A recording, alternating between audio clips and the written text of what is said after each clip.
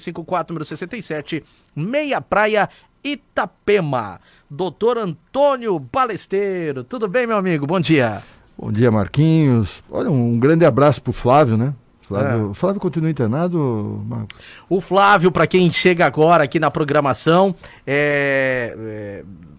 sim, está internado. Ele teve uma infecção, doutor, na região da costela. Essa infecção, ela evoluiu e acabou criando uma água no pulmão. Então ele está hospitalizado no Hospital do Coração. Né? Isso, Balneário, né? Balneário, bom.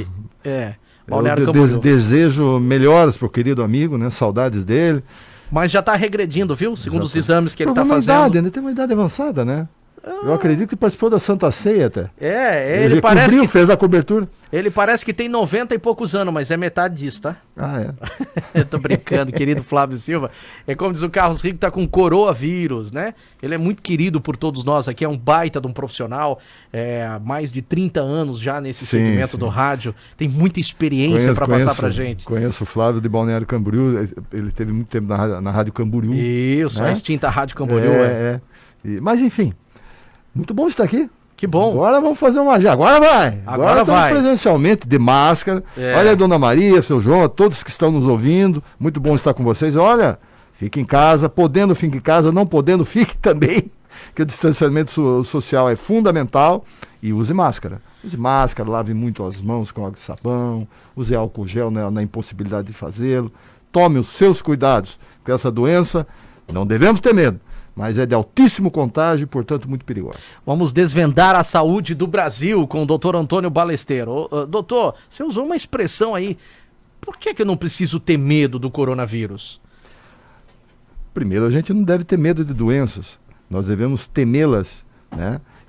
Nós não devemos ter medo, nós devemos respeitá-las. E, respeitando, tomar as precauções devidas. Certo. É uma doença de altíssimo contágio, assim como é o sarampo. Sarampo, inclusive agora, nós temos no estado, 106 casos de sarampo. Sarampo tem vacina, Dona Maria, seu João, vai se vacinar, tá? Tem que tomar cuidado, também é uma doença também respiratória, tá? Diferente da Covid-19, porque ela é caracterizada o sarampo como exantemática. Por quê? Porque tá aquelas manchinhas vermelhas. É uma característica de sinais que a condiciona num outro tipo de doença. Mas também é uma doença, uma síndrome respiratória aguda grave. Aliás, a gente vai falar aí sobre as doenças sazonais. Podemos começar por aí, já que você falou do sarampo. Quantos casos teve? 106 casos no estado. Só para concluir isso aqui, nós já entramos nas sazonais, que isso é muito importante. E o fator epidemiológico é muito relevante. O fator epidemiológico é um dos pilares para você identificar quando vai ser a curva de aceleração no estado. É os fatores epidemiológicos. Mas vamos lá, você deve respeitá-la, né? É uma doença que nós já sabemos, a Covid-19, que ela vai atingir 20% da população, tá? 80% se tiver os sintomas vão ser de maneira branda, mas estão contagiando os outros. Os assintomáticos. Os assintomáticos, mas há uma doença que ainda estamos conhecendo. Pessoas que vão ser atingidas, 15 a 20%, pessoas com comorbidades, mais uma doença pré-estabelecida, vocês podem ver, pessoas que estão indo a óbito, normalmente se tiverem uma idade menos avançada, são obesas, obesidade já traz outras doenças adquiridas junto com a obesidade, que é hipertensão, cardiopatia, diabetes, idosos, está no topo da pirâmide. Mas ela tem altíssimo contágio, está mexendo com todo o nosso status quo, estamos conhecendo esta doença ainda, então devemos respeitá-las. E pior, não tem como se prevenir, não tem vacina, tá certo? Não tem remédio? Não tem remédio, pior ainda, o Brasil está trabalhando às cegas porque não faz testes, tá? Aliás, não ter o remédio, eu vou lembrar que você sempre falou pra gente que resfriado, não existe remédio para resfriado. O vírus, né? Você toma remédio para você poder amenizar os sintomas. Você sempre falou isso. Sim, claro. Né? Você toma lá para não ter a febre, você toma para tirar a dor muscular. Você tem vacina para gripe, não tem? Tem. A gripe é o vírus influenza. Isso. Que inclusive é muito mais grave que um resfriado.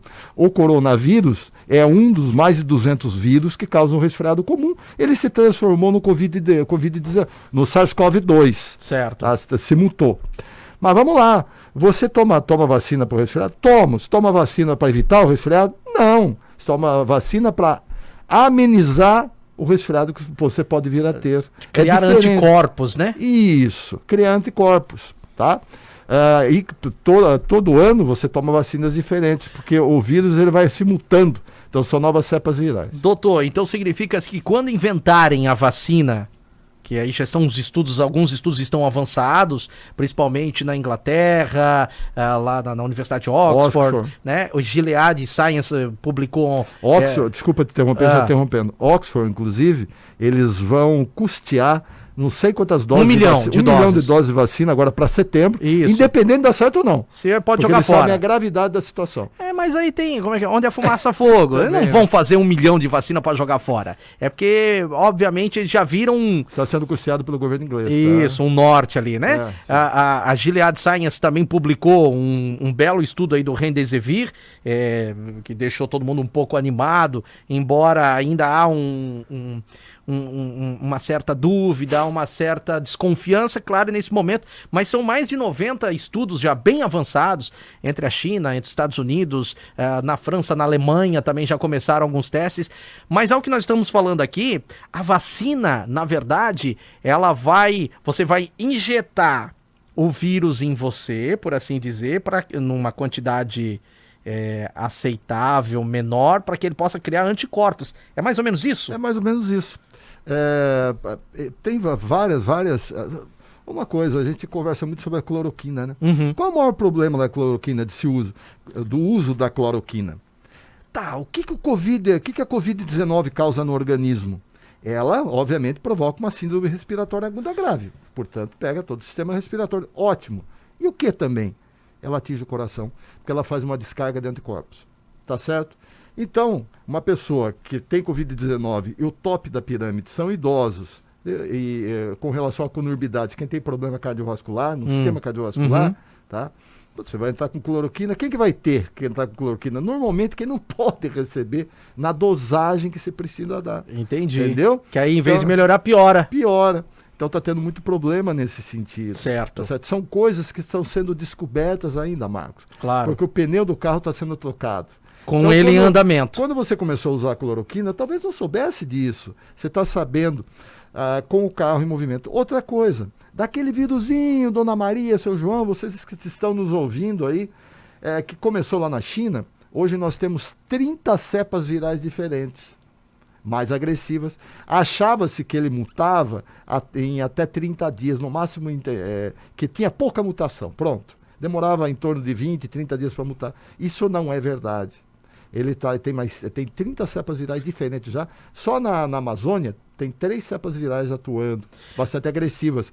Quando o doutor usa essa expressão 30 cepas diferentes, para que você possa entender, são 30 ramificações, são 30 tipos do SARS-CoV-2. Vou usar essa expressão para que você possa entender, por isso a dificuldade de se fazer uma vacina. Porque você vai ter que fazer 30 vacinas, e como é que você vai saber qual a vacina que a pessoa precisa? Vai precisar testar. Justamente a dificuldade. Por exemplo, o vírus HIV, o vírus da AIDS, certo, que causa AIDS, né, o HIV vírus. Né? Qual a maior dificuldade que você tem de fazer uma vacina? Que não tem até hoje. Você trabalha com antirretrovirais. Sim. Muitos deles estão sendo testados, inclusive aqui. Claro. Porque ele tem um nível de mutação muito grande. Claro, ele afeta os anticorpos do organismo, da imunodeficiente, já torna isso mais complexo. Sim. Mas ele se muta com muita rapidez. Até hoje não conseguiu se fazer uma vacina. Mas combinação de medicação você consegue controlar com antirretrovirais, né? Hoje você tem muito mais modernos, você consegue equacionar a situação. Quando surgiu no final dos anos 80, 90, foi uma coisa de louco. Matou gente centenas e milhares de pessoas. Sim. Sim, e também não se conhecia. No início se achava que era num público segmentado, né, formado por usuários de drogas, o direcionamento sexual também influenciado. Depois se viu que era indiscriminado. Sim. Ele atingia todos, até porque ele se mutou. Aqui, com relação a esse vírus, com relação ao SARS-CoV-2, ele não tem tanto volume de mutação, mas tem algum. Marco, só uma coisinha rápida, sei que você precisa entrar no comercial. Tá, em 1 minuto eu te falo. Você me questionou essa semana, mas vai ser a cânfora, a homeopatia, que é o Vonei Morastone, que é o médico pediatra homeopático, está utilizando, resolve ter feito. olha só, o que a homeopatia faz? Eu falo com muita tranquilidade. Além de eu ter sido secretário de Meio Ambiente por 3 anos, e Balneário Camboriú tem os primeiros projetos, programas de plantas que curam. A gente distribui, através da Secretaria do Meio Ambiente, que fica num parque ecológico, para a população gratuitamente, várias espécimes, vários fitoterápicos. Mas vamos lá. O produto homeopático, tá? Ele faz o quê? Ele introduz no indivíduo, quando você toma, tá? Esse composto ativo, ele simula os sintomas da doença, só que em menor quantidade, em menor agressividade, bem menor, porque ele é diluído em água, praticamente não tem efeito colateral. Em fazendo isso, ele cria anticorpos. Esse é o princípio da homeopatia. Entendi. Só que a homeopatia, ela tem um tempo muito longo para surtir efeito.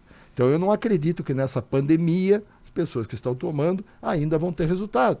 Aí também é muito discutível. Você já tem uma política nacional no Brasil, né, que é a Política Nacional das Práticas Integrativas e Complementares do SUS. Nos anos 80, o Conselho Federal de Medicina já adotou como uma prática complementar da alopatia, e o SUS já disponibiliza recursos e tal, a partir dessa política. Mas ainda existe muita discussão. Eu sou muito favorável. Você sabe que na Amazônia você tem mais de 500 mil espécies vegetais catalogadas, tá certo? Só 8% disso já está sendo utilizado com princípios ativos. Ali você tem a descoberta da cura de muitas doenças, se houvesse vontade de se investir. Mas existe muita discussão e é uma coisa de médio e longo prazo. Entendi. Eu até brinquei com você vai fazer vestibular. Você estuda uma vida inteira para fazer vestibular, mas normalmente você faz um cursinho com a dose de impacto. A alopatia é uma dose de impacto. A homeopatia é o estudo de uma vida inteira, portanto demora muito mais tempo para surtir efeito. Em outras palavras, é como se fosse uma vacina natural, o que a homeopatia vai fazer, só que como a dose é muito pequenininha, ela vai levar médio a longo prazo para fazer o efeito e criar um anticorpo. É maravilhoso, mas eu vejo pouca utilidade nesse momento, porque para esta circunstância. Para essa circunstância. Eu entendo assim. Talvez para uma outra pandemia. Para essa é pouco provável. Muito bem. 8h46, a gente vai para um rápido intervalo. Volta já. Lembrando que fazer juntos também é cuidar de todos nós. Por isso, diante da propagação do novo coronavírus, o Sicredi sugere que você